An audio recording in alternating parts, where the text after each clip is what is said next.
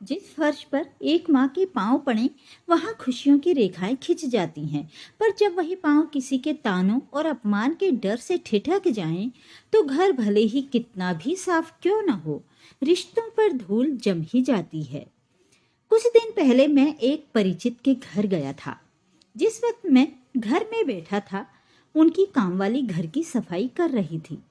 मैं drawing room में बैठा था। मेरे परिचित फोन पर किसी से बात कर रहे थे। उनकी पत्नी चाय बना रही थी। मेरी नज़र सामने वाले कमरे तक गई, जहां कामवाली फर्श पर पोछा लगा रही थी। अचानक मेरे कानों में आवाज आई, बुढ़िया, अभी जमीन पर पोछा लगा है, नीचे पांव मत उतारना। मैं बार बार यही नहीं करती रहूंगी। मैंने अपने परिचित से पूछा, माँ कमरे में है क्या?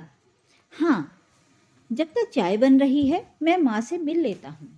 हाँ हाँ, लेकिन रुकिए, अभी अभी शायद पोछा लगा है, सूख जाए फिर जाइएगा। क्यों, गीला है तो मेड दोबारा लगाएगी? नहीं लगाएगी तो थोड़े निशान रह जाएंगे फर्श पर, क्या फर्क पड़ेगा? परिचित थोड़ा हैरान हुए। भैया ऐसा क्यों सोच रहे हैं? तब तक मैं कमरे में चला गया था, गीले फर्श पर पांव के खूब निशान उकेरता हुआ। मैं माँ के पास गया। मैंने उनके पांव छुए और फिर उनसे कहा कि चलिए आप भी ड्राइंग रूम में, वहाँ साथ बैठकर चाय पीते हैं। चाय बन रही है, भाभी रसोई में चाय बना रही हैं। मैंने इतना ही कहा था कि माँ एकदम घबरा गई। अरे नहीं नहीं, अभी फर्श पर पांव नहीं रखना है, फर्श गीला है ना, मेरे पांव के निशान पड़ जाएंगे। पांव के निशान पड़ जाएंगे?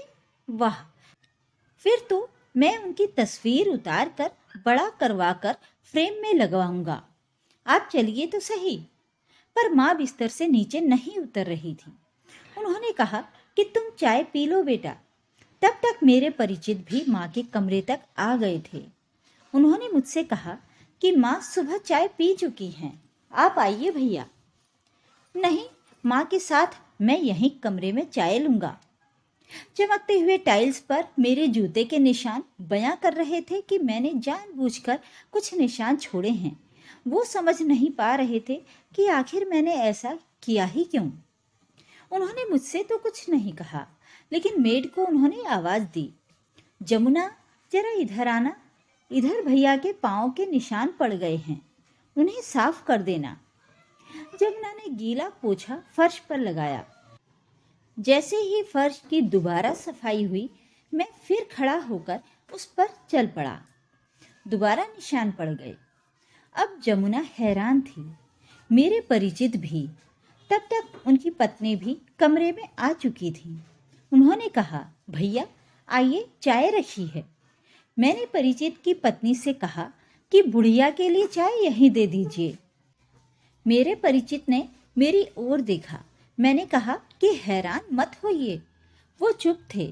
मैंने कहा कि मुझे ऐसा लगता है कि आप लोग माँ को प्यार से बुढ़िया बुलाते हैं। मेड वहीं खड़ी थी, सन्न। परिचित की पत्नी वहीं खड़ी थी, सन्न। परिचित ने पूछा, क्या हुआ भैया? हुआ कुछ नहीं, मैंने खुद सुना है कि आपकी जमुना माँ को बुढ़िया कहकर बुला रही थी। उसने माँ को बिस्तर से उतरने से धमकाया भी था। यकीनन काम वाली ने माँ को बुढ़िया पहली बार नहीं कहा होगा, बल्कि वो कह भी नहीं सकती उन्हें बुढ़िया। उसने सुना होगा, बेटे के मुंह से, बहू के मुंह से, बिना सुने वो नहीं कह सकती थी। जाहिर है आप लोग प्यार से माँ को इसी नाम से बुलाते होंगे, तभी तो उनसे कहा। पल भर के लिए धरती हिलने लगी थी। गीले फर्श पर हजारों निशान उभर आए थे। मेरे परिचित के छोटे छोटे पांव के निशान वहां उभरे हुए हैं। बच्चा भाग रहा है, माँ खेल रही है बच्चे के साथ साथ।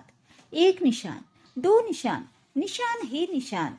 माँ खुश हो रही है। बेटे के पांव देखकर कह रही है, देखो तो इसके पांव के निशान। बेटा इधर से उधर दौड़ रहा था, दौड़ता जा रहा था पूरे घर में। माँ रो रही थी। बहू की आंखें झुकी हुई थी। जमुना चुप थी। भैया गलती हो गई, अब नहीं होगा ऐसा। भैया, बहुत बड़ी भूल थी मेरी। मेरे परिचित अपनी आंखें पोंछ रहे थे। मैं चल पड़ा, सिर्फ इतना कहकर कि आंखें ही पोंछनी चाहिए। उस फर्श को तो चूम लेना चाहिए जहां माँ के पाँव के निशान पड़े हों। आज शायद हम लोग ज्यादा पढ़ लिख कर, थोड़ा ज्यादा कमाकर अपने आप को बेहद प्रगतिशील और उन्नत समझकर अपने बुजुर्ग माता पिता को अपने दो कौड़ी के स्टेटस के लायक नहीं समझते। जब बच्चे छोटे होते हैं तब तो माँ बाप को बेइज्जती या बोझ महसूस नहीं होते, परंतु जब उन्हीं बच्चों को पढ़ा लिखा कर माँ बाप काबिल बना देते हैं तो वही काबिल बच्चे उन्हें अनपढ़, जाहिल और बेअदब समझना शुरू कर देते हैं। मैं दरवाजे से बाहर निकला, लेकिन पीछे वो गीला फर्श और उस पर बने पांव के निशान अपनी कहानी कह रहे थे।